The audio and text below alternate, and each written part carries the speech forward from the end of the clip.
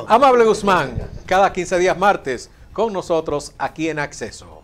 Gracias, Buenas tardes, Nicolás. licenciado. Gracias. Licenciado. Muchísimas gracias. Cuando el ser humano comenzó a socializar, de inmediato se dieron los primeros pasos hacia la comunicación. De hecho, el ser humano, y estamos hablando del paleolítico, el neolítico, este ser humano comenzó a socializar, entonces ahí vino la alerta de los peligros, de saber dónde estaban los alimentos y dónde estaba el peligro. Y eso le llevó al mismo tiempo a que tuviera de una manera u otra que intercambiar ya informaciones del tipo que la podía dominar, ya sea por las señas, hasta que luego apareció los jeroglíficos, donde se administraba bajo el lenguaje de los dibujos. Y así fue avanzando ese ser humano, y podemos caer en la Edad Media. Ya en la Edad Media aparece un concepto muy elevado de 4 figuras importantísimas que dieron lugar a una interacción social que todavía, que en el día de hoy ha crecido y se ha solidificado en la parte de la comunicación. Y nos referimos a los juglares, a los trovadores, a los bardos y a los pregoneros. El juglar, que pertenecía a una alta clase social, era un poeta y se comunicaba y le comunicaba a los demás aquellas informaciones en forma de poesía de sus sentimientos, y esos sentimientos que se podían adaptar a otras personas llevándole el mensaje poético. Por eso el juglar es un poeta de la lírica moderna o de la lírica de ese momento, que transmitía un mensaje y que otros lo aceptaban. Tenemos también el trovador, que a diferencia del juglar tocaba un instrumento o se hacía acompañar de un instrumento, y tenía también la parte lírica, la poesía, pero también la cantaba.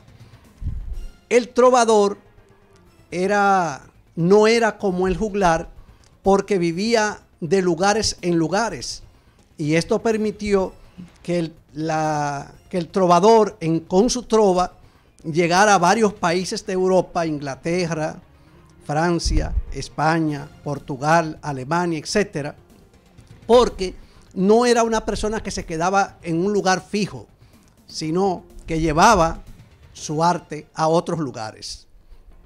El bardo tenía la particularidad que le montaba la voz a aquellos escenarios, a aquellas escenas de teatro o de cines, y de manera tal que quien la estuviera viendo o escuchando sentía con la fuerza que él lo ponía para llevar ese mismo mensaje y transmitirlo.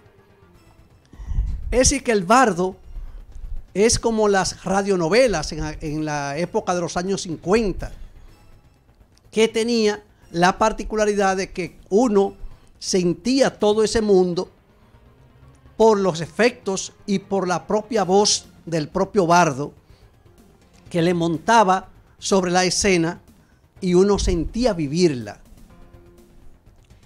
Más reciente, años 70, Moca vivió una de las experiencias más importantes de manos de un locutor que tenemos cerca de nosotros, el papá de Nicolás Enrique, don Nicolás Grullón, con aquella radio cadena de Celedonio.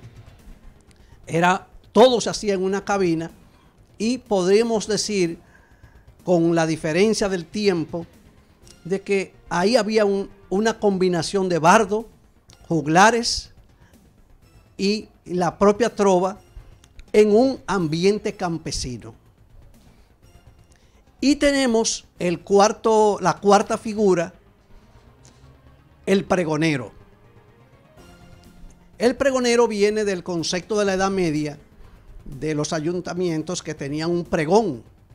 El pregón era la persona que debía dar a conocer lo que hacía el ayuntamiento para que los demás supieran lo que estaba haciendo ese ayuntamiento.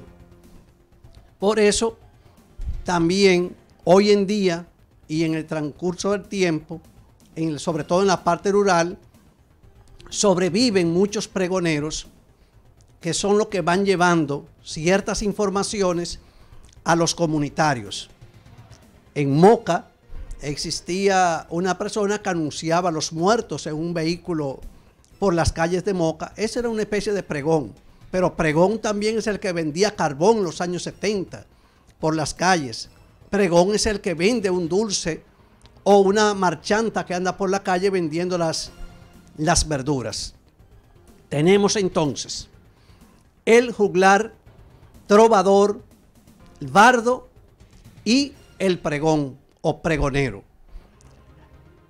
Particularmente yo entiendo que con estos cuatro elementos nace el concepto del locutor desde la Edad Media.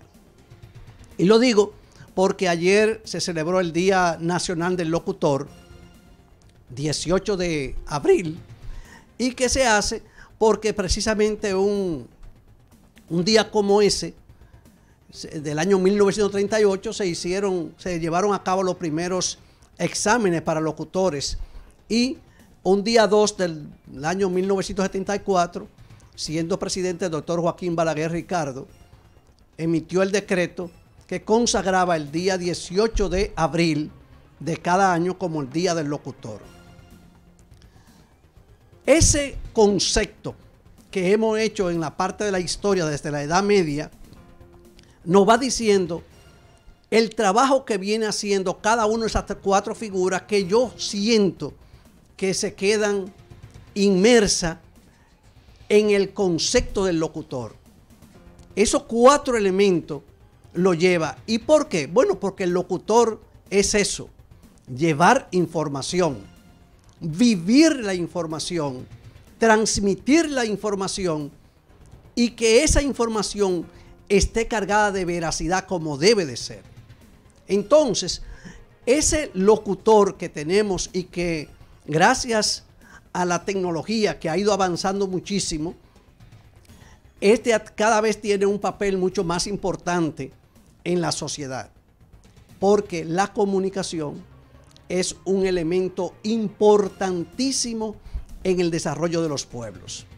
No fue para nosotros los dominicanos hasta la ocupación norteamericana de 1916 cuando se le da una apertura más amplia al concepto de las telecomunicaciones, porque hasta ese momento lo que existía como comunicación, como telecomunicaciones, era alámbrica. Recuérdense en el telegrama que existía una oficina en cada correo de cada pueblo. Pero con la llegada de los norteamericanos, instalan ciertos elementos inalámbricos y automáticamente aparece la radio. Y esta permite entonces que el locutor asuma el papel de esas cuatro figuras que se conjugan en este elemento.